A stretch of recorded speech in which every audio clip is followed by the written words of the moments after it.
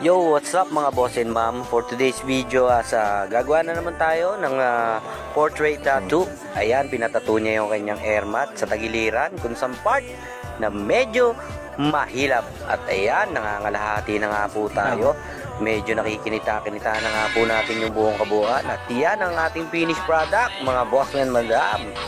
Medyo tiniis ni boss ang hirap at sakit, hapdi at kirot sa tagiliran. Yo!